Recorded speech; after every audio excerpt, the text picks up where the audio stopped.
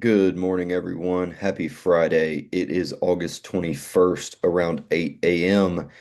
If you recall, last week at this time, we were looking at two invest systems in the tropical Atlantic, and we said look to the middle to latter part of this current week for any swell to arrive from those systems.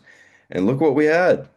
This is from Gulfster Report, Brevard County, this past Tuesday morning. Little wave rolling through.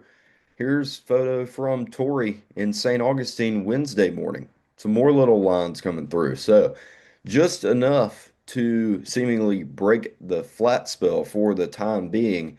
As we jump over to Dean's forecast, we're not looking at any other swell on the way in the short term.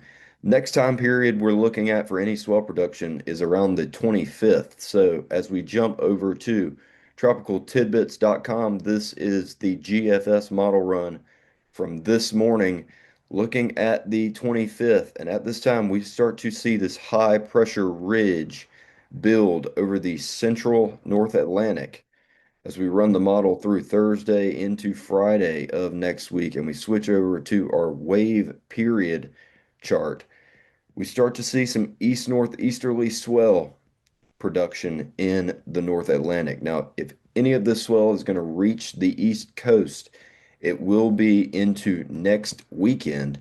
And at that time period, we are going to be switching our attention towards the main development region at the tropical wave that is emerging off of the western coast of Africa right now. Models have been picking up on this system.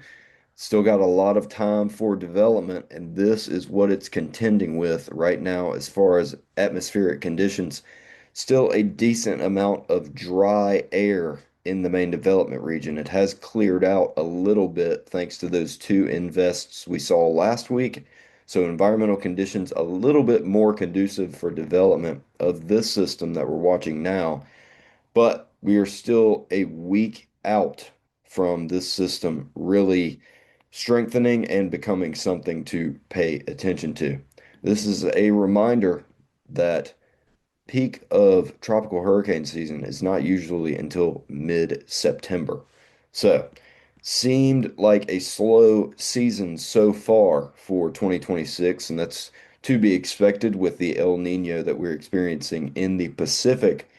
This is just a reminder that it's still early in the season. So, we're looking at next weekend for potentially some east northeasterly swell to reach us here in northern Florida and on the southeastern U.S. coast. And then by that point, we'll be watching the main development region for another system. We will keep you posted. In the meantime, everyone have a wonderful weekend. You.